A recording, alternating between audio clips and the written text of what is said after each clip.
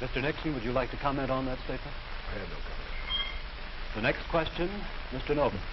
Mr. Vice President, your campaign stresses the value of your 8-year experience, and the question arises as to whether that experience was as an observer or as a participant or as an initiator of policy making.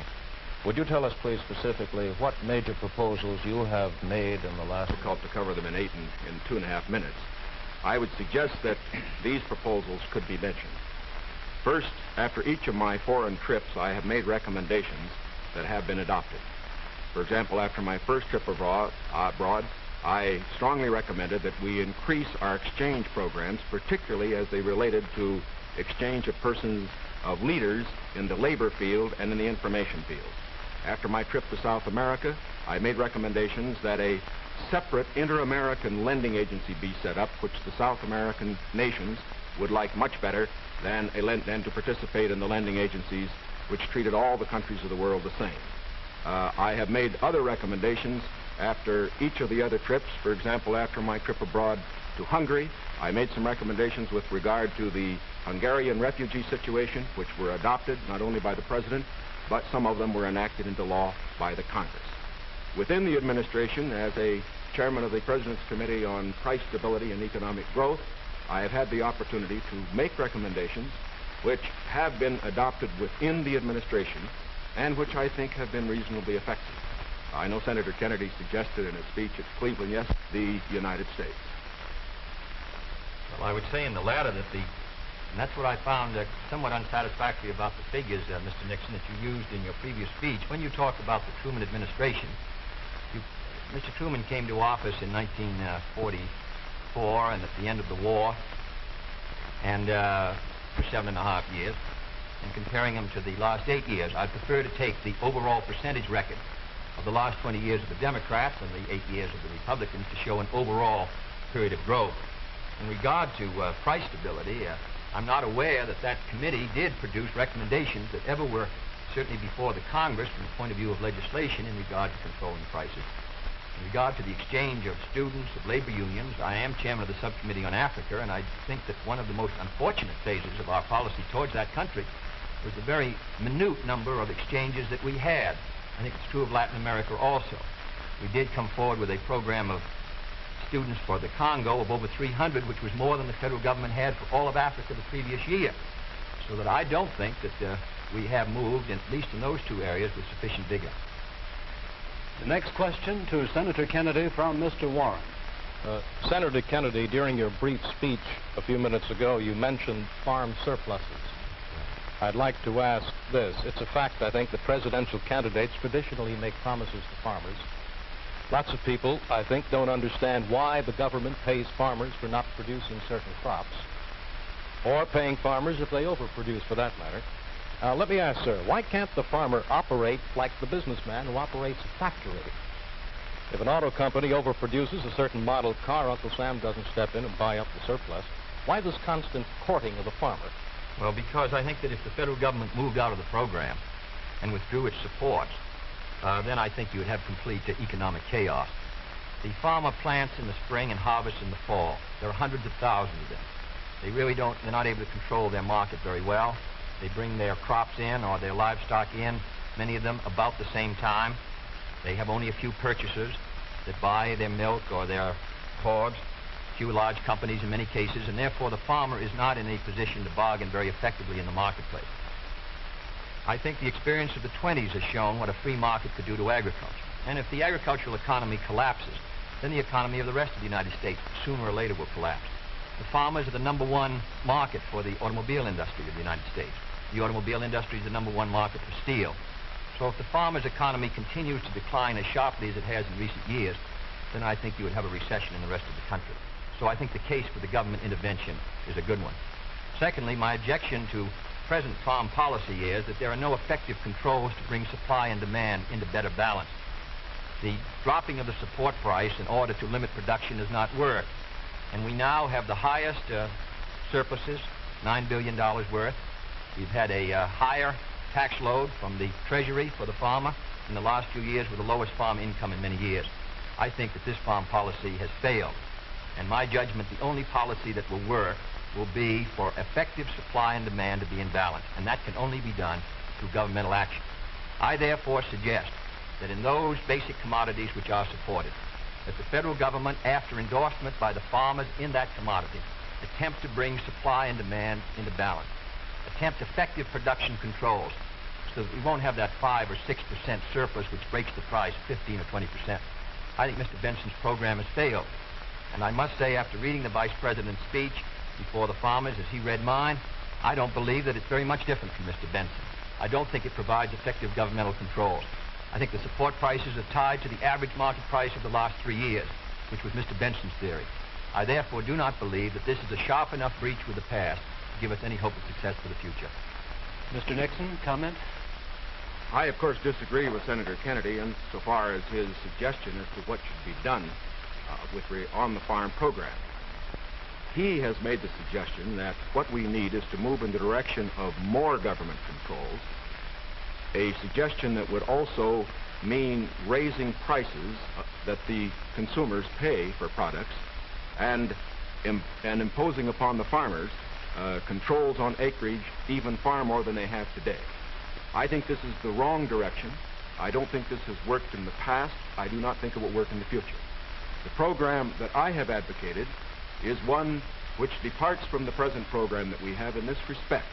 It recognizes that the government has a responsibility to get the farmer out of the trouble he presently is in because the government got him into it. And that's the fundamental reason why we can't let the farmer go by himself at the present time.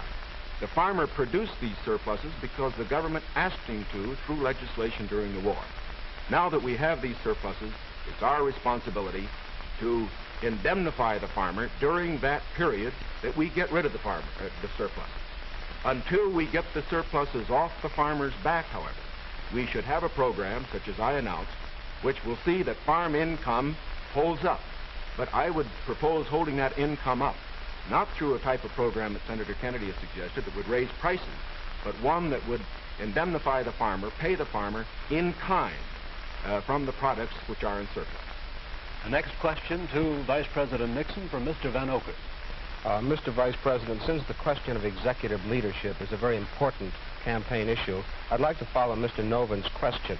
Now, Republican campaign slogans, you see them on signs around the country, as you did last week, say, "It's experience that counts." That's over a picture of yourself, sir, implying that you've had more governmental executive decision-making experience than your opponent. Now, in his news conference on August 24th, President Eisenhower was asked to give one example of a major idea of yours that he adopted. His reply was, and I'm quoting, "If you give me a week, I might think of one. I don't remember." Now, that was a month ago, sir, and the President hasn't brought it up since.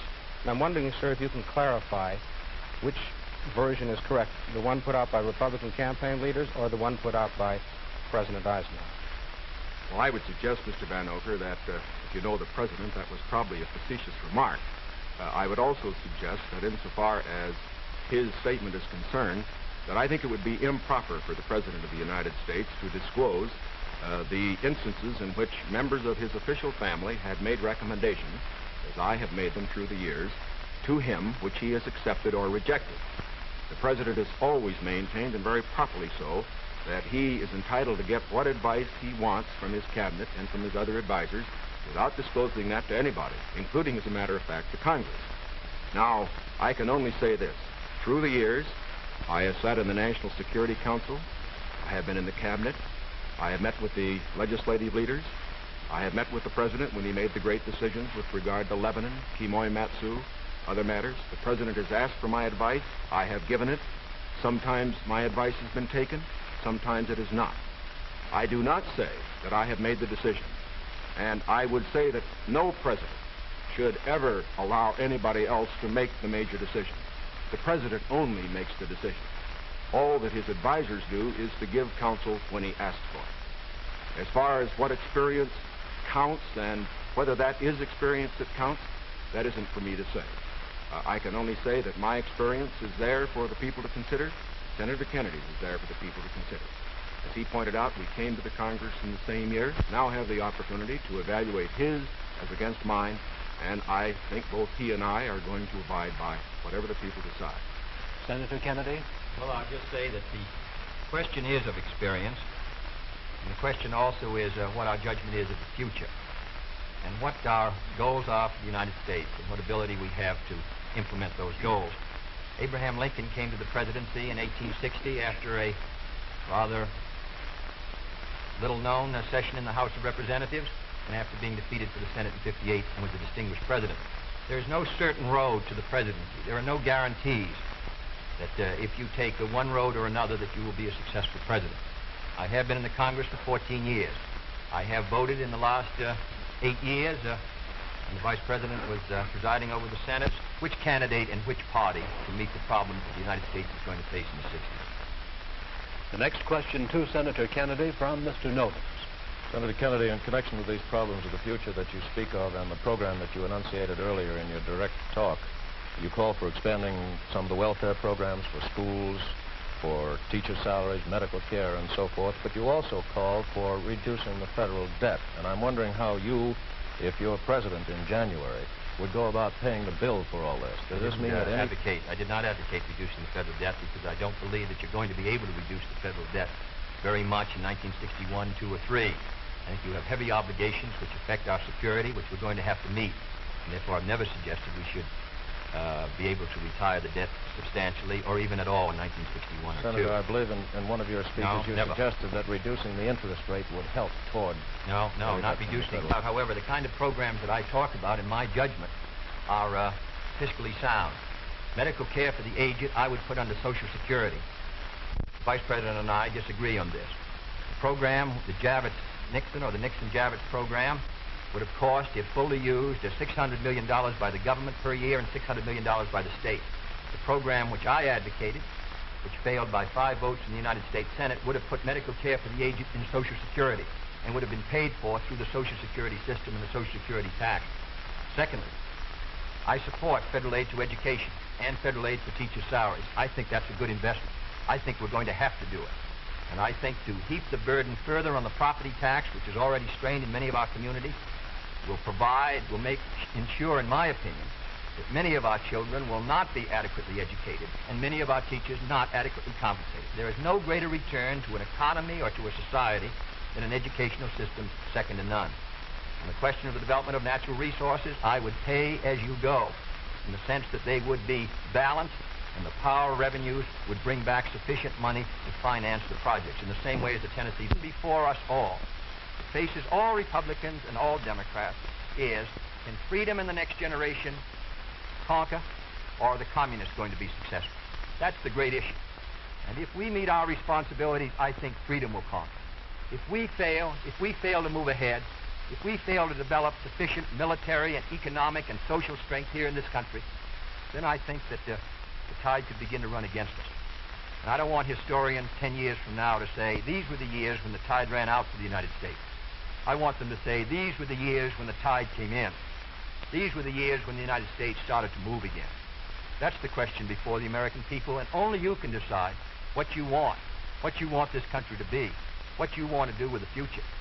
I think we're ready to move, and it is to that great task, if we're successful, that we will address ourselves. Thank you very much, gentlemen. This hour has gone by all too quickly. Thank you very much for permitting us to present the next President of the United States on this unique program. I've been asked by the candidates to thank the American networks and the affiliated stations for providing time and facilities for this joint appearance. Other debates in this series will be announced later and will be on different subjects. This is Howard K. Smith. Good night from Chicago.